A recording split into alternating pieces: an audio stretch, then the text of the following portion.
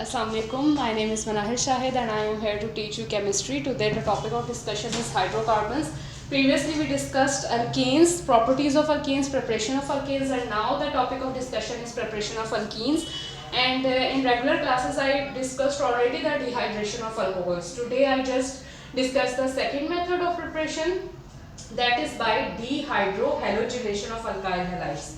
Okay, first of all, what is dehydrohalogenation? D means, I told you previously, loss and removal.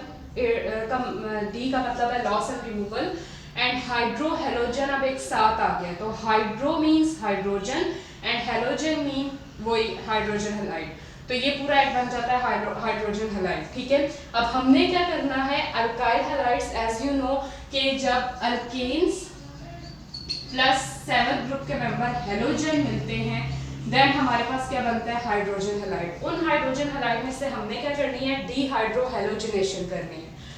कैसे होगा, आपकी book में जो general reaction है, ये आपने कोई भी अल्काइल हैलाइड ले लिया, this is chloroethane. Chloroethane क्यों, carbon number 1, carbon number 2, 2 carbon वाला कंपाउंड है तो इथेन, और क्लोरीन लगा हुआ एज अ फंक्शनल ग्रुप तो क्लोरोइथेन, प्लस हमने KOH that is potassium hydroxide. ठीक है, पोटाशियम हाइड्रोक्साइड में से जब हमने अल्कोहल को पास आउट करवाया है तो हमारे पास सैचुरेशन हो गई है. कैसे सैचुरेशन हुई है, मैकेनिज्म थोड़ा इसका देखें. तो यहाँ से क्लोरीन का बॉन्ड ब्रेक हुआ.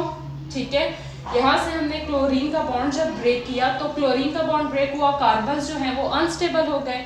कार्बन्स को स्टेबलाइज करने के लिए हमने क्या किया, एक और बॉन्ड बनाकर इसको डबल बॉन्ड कर दिया. अब क्लोरीन तो यहाँ पर से हट गया, लेकिन इसको स्टेबलाइज करने के लिए हमने यहाँ पर एक सेकंड बॉन्ड बना लिया, और सेकंड बॉन्ड बनाने से ये क्या बन गया, सेकंड बॉन्ड बनाने से ये बन गया इथीन.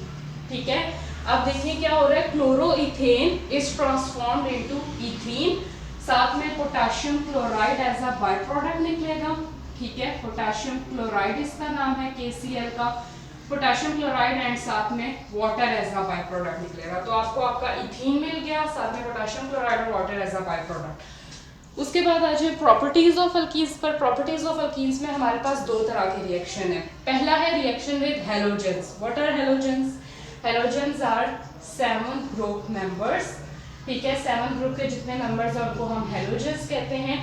अब उन हैलोजेंस के साथ हमने किसको रिएक्ट करवाना है, एल्कीन को. क्वेश्चन आपके पास जो आएगा, क्वेश्चन इस तरह से आएगा, आपको प्रोडक्ट का नाम दिया हुआ होगा. ठीक है, वो आपको सीधा सीधा लिखेंगे कि write the reaction with halogens.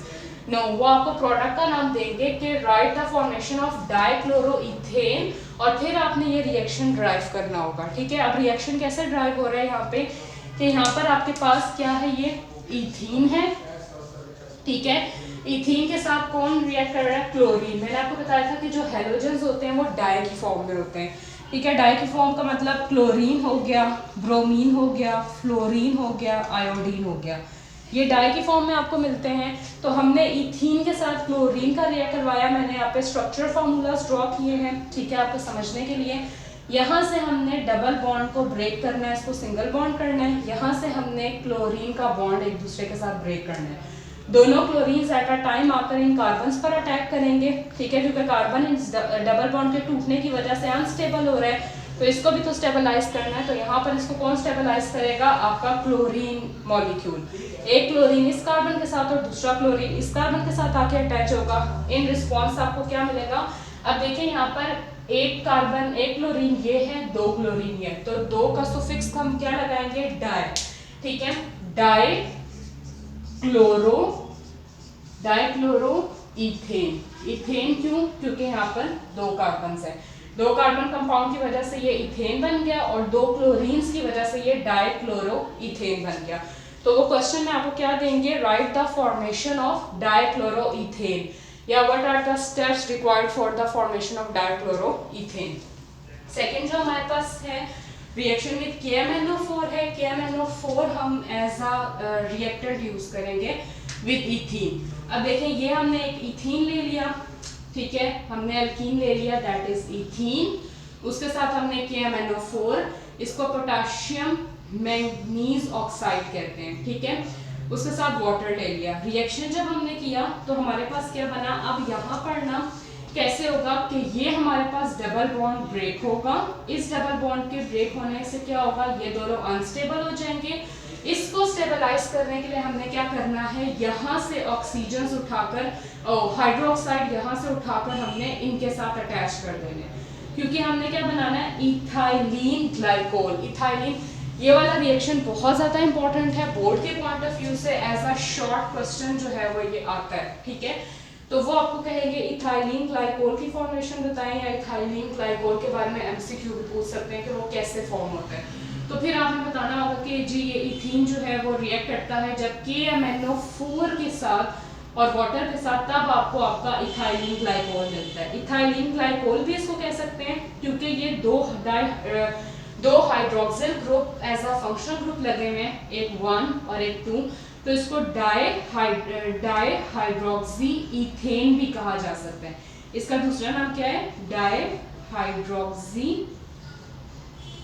Ethane, ठीक हो गया। उसके बाद MnO2 as a by product, इसको कहते हैं मैंगनीज ऑक्साइड, मैंगनीज ऑक्साइड, और साथ में KOH potassium hydroxide as a by product. ये दो बाय प्रोडक्ट्स निकल गए और आपका प्रोडक्ट है इथाइलिन ग्लाइकोल, ठीक है। इसको एंटी फ्रीज भी कहते हैं। Now what is antifreeze? Antifreeze वो होता है कि जैसे अब देखें, जैसे मरी वगैरह में आजकल स्नो फॉलिंग हो रही है, ठीक है, तो वहाँ पे जो पाइप्स एंड ये ब्रिजेस रोड्स वगैरह होते हैं, ये सारे सैनिटरी प्रोडक्ट्स, ये इनके अंदर जो है वो बर्फ़ जम जाती है और ये फ्रीज़ हो जाते हैं। अब ऑब्वियसली आपको कुकिंग पर्पसेस के लिए और दूसरे पर्पसेस के लिए वाटर रिक्वायर्ड है, आप बर्फ़ से तो सारे काम नहीं कर सकते, तो आपको उसको पिघलाने के लिए या उस फ्रीजिंग उसको आपको सही नॉर्मल करने के लिए आपको क्या, एक एंटी फ्रीज़ की ज़रूरत होती है। तो हम नॉर्मली इथाइलिन ग्लाइकोल का एंटी फ्रीज़ यूज़ कर रहे होते हैं, ताकि वो जो एक्स्ट्रा या अबंडेंट अमाउंट में किसी चीज़ पर फ्रीजिंग हो गई है बहुत ज़्यादा और हमें रिक्वायर्ड नहीं है, तो हम उसको एंटी फ्रीज़ के तौर पर करके हम उसको स्टेबलाइज कर सकें, नॉर्मल लेके आ सकें। तो this is all about your preparation of alkenes, your properties of alkenes, and आज के लिए इतना ही। इससे रिलेटेड जो असेसमेंट्स होंगी that will be your assignment. Obviously मेरा टीचिंग मेथड यू नो कि मैं रिलेटेड असेसमेंट्स कभी खुद नहीं करवाती, वो आप लोग खुद करते हैं, ठीक है। और नेक्स्ट जो हमारा इंशाल्लाह टॉपिक होगा दैट इज़ अल्काइंस, ठीक है। हम अल्काइंस को फिनिश करके ये चैप्टर क्लोज कर देंगे। Thank you so much.